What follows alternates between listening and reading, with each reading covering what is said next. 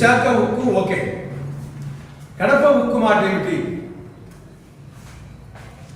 విశాఖ ఉక్కుకు ఏదో 11,440 కోట్ల ప్యాకేజ్ ఇచ్చి దాన్ని మేము రక్షిస్తాము, ప్రభుత్వ రంగ సంస్థగానే కొనసాగిస్తామని చెప్పేసి నేను చెప్తున్నారు. ఓకే, అది జరిగితే సంతోషమే. కానీ అట్ ది సేమ్ టైం నిన్న ముఖ్యమంత్రి గారు కడప జిల్లాకు రావడం జరిగింది. మరి కడప ఉక్కు గురించి ఎందుకు మాట్లాడలేదు? 2014 విభజన చట్టం ప్రకారంగా 13వ షెడ్యూల్లో స్పష్టంగా పేర్కొనబడింది, విభజన జరిగిన 6 నెలల లోపల కడప జిల్లాలో సెయిల్ ఆధ్వర్యంలో, steel authority of India limited ఆధ్వర్యంలో ఇంటిగ్రేటెడ్ స్టీల్ ప్లాంట్ నిర్మించేదానికి చర్యలు తీసుకోవాలి అని స్పష్టంగా విభజన చట్టంలో 13వ షెడ్యూల్లో స్పష్టంగా పేర్కొనబడడం జరిగింది. కానీ 10 సంవత్సరాల 7 నెలలు అయింది, అతిగతి లేదు. పోనీ కడప జిల్లాలో పరిస్థితులు లేవా అంటే అన్ని హంగులు ఉన్నాయి. స్టీల్ ప్లాంట్ కావాల్సినటువంటి అన్ని హంగులు ఉన్నాయి. అంగట్లో అన్నీ ఉన్నా అల్లున్నట్లు శనిగుంది అన్నట్లు పరిస్థితి తప్ప ఇక్కడ హంగులు లేక కాదు. కావాల్సినంత భూమి ఉంది. అటు గొప్పతి పారిశ్రామిక వాడ కానీ, మిగతా జమ్మలమడుగు మండలం కానీ, మైలవరం మండలం కానీ, జిల్లాలో ఆల్మోస్ట్ అన్ని మండలాల్లో కావాల్సినంత భూమి ఉంది. నీటికి సంబంధించి గండికోట రిజర్వాయర్ ఉంది, మైలవరం రిజర్వాయర్ ఉంది, బ్రహ్మసాగర్ రిజర్వాయర్ ఉంది. ఇంకా అవసరమైతే పక్కన సోమశిల నెల్లూరు జిల్లాలో దగ్గర అడిగి సోమశిల రిజర్వాయర్ ఉంది. నీటికి సంబంధాలు ఇబ్బంది లేదు. దాని తర్వాత వచ్చేసి విద్యుత్ శక్తి ఆర్టీపీపీ జిల్లాలో ఉంది, రాయలసీమ థర్మల్ పవర్ ప్లాంట్. దాని తర్వాత రవాణా సౌకర్యాలు, రోడ్డు సౌకర్యం ఉంది, రైలు సౌకర్యం ఉంది, మద్రాస్ బాంబే మెయిన్ లైన్. తర్వాత విమాన సౌకర్యం ఉంది, ఈవెన్ జల సౌకర్యం కూడా కృష్ణపట్నం సమీపంలో ఉంది. ఒకటి రవాణా సౌకర్యాలు ఉన్నాయి. పోనీ ముడిసరుకు సంబంధించి కావాల్సినంత సున్నప్రాయి ఉంది, కావాల్సినంత డోలమైట్ ఉంది. ఇక హేమటైట్ మ్యాగ్నటైట్కు సంబంధించి జిల్లాలో కొంత మాత్రం ఉంది. మిగతాది పక్కనే అనంతపురం జిల్లా ఉంది, బళ్ళారిలో ఉంది, ప్రకాశం జిల్లాలో కొంత ఉంది. కాబట్టి అన్ని హంగులు ఉన్నాయి. కానీ కేంద్ర ప్రభుత్వానికి చిత్తశుద్ధి లేదు, రాష్ట్ర ప్రభుత్వాలకు అడిగే ధైర్యం లేదు. పర్యవసానంగా 10 సంవత్సరాల 7 నెలలైనా కానీ అతిగతి లేదు. పోనీ ప్రైవేట్ రంగంలో చూస్తామా? ఇదే చంద్రబాబు నాయుడు గారు 2018లో మైలవరం మండలంలో కంబాల కింద వద్ద ఆనాటి ఎన్నికలకు ముందు రాయలసీమ స్టీల్స్ పేరుతో శంకుస్థాపన చేశారు.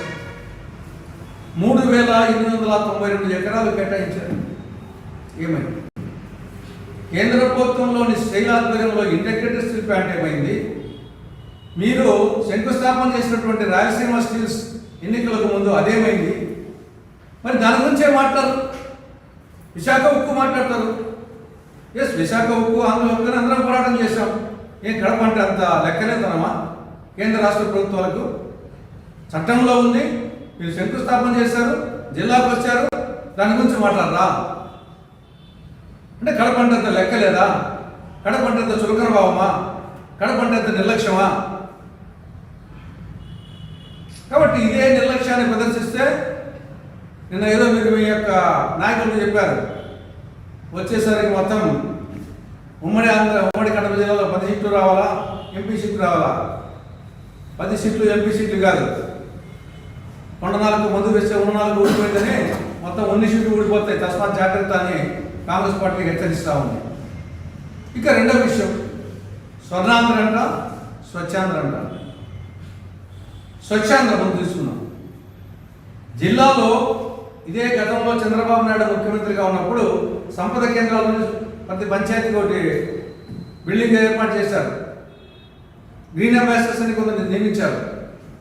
దాని తర్వాత జగన్ ప్రభుత్వం వచ్చిన తర్వాత అవన్నీ మూలపడిపోయినాయి. ఇప్పటికి ఈ ప్రభుత్వం వచ్చి 7 నెలలు అయింది. సంపద కేంద్రాలు ఏ పంచాయతీ చూసినా దరిద్ర కేంద్రాలుగా దర్శనమిస్తున్నాయి. ముందు నిజంగా మీకు స్వచ్ఛాంధ్ర కొంత చిత్తశుద్ధి ఉంటే ఆ సంపద కేంద్రాల ముందు ఓపెన్ చేయండి, ఫంక్షన్ చేయించండి. ప్రతి నెలలో 3వ శనివారము స్వచ్ఛాంధ్ర దినం అంట. అంటే మిగతా 29 రోజులు ఏమైనా పరిశుభ్రత వద్దనా? పరిశుభ్రత అనేది మనం రోజు పనులు తోముకుంటాం, రోజు స్నానం చేస్తాం, రోజు ఇల్లు శుభ్రం చేస్తాం. కాబట్టి అదేవిధంగా గ్రామాలు కూడా పంచాయతీలు కానీ మున్సిపాలిటీస్ కానీ రోజు శుభ్రం చేయాలి. దానికి ఒక సిబ్బంది ఉంది, పరిస్థితి సిబ్బంది, వాళ్ళతో చేయించండి. వాళ్ళకి సిబ్బంది పెంచండి, చాలకుంటే వాళ్ళకి జీతభత్యాలు పెంచండి, వాళ్ళతో పని చేయించాలి. కానీ నీకు 3వ శనివారం అని చెప్పేసి స్కూళ్ళకు కాలేజీలకు సెలవులు ఇచ్చి ఉద్యోగులకు సెలవు ఇచ్చే ఇది స్వచ్ఛంద అవుతుందా? ఆ ఫోటోలకు ఫోన్లు కొడతారు, ఇంటికి పోతారు. కానీ చేయాల్సిన పని మనకు పూర్వకాలమే చెప్పారు, చాకలి గాడిద కుక్క. గాడిద చేయాల్సిన పని గాడిద చేయాలా, కుక్క చేయాల్సిన పని కుక్క చేయాలా. కుక్క పని గాడిద చేస్తే ఏమైంది? రివర్స్ అయిపోయింది.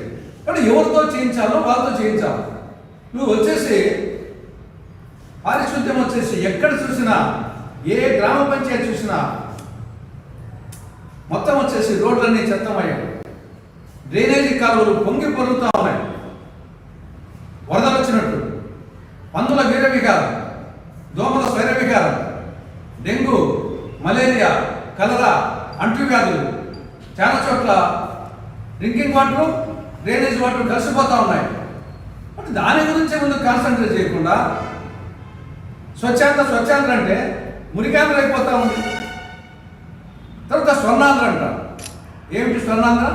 బాధడం, తర్వాత వచ్చేసి అప్పులు చేయడం. ఇదేనా స్వర్ణాంధ్ర?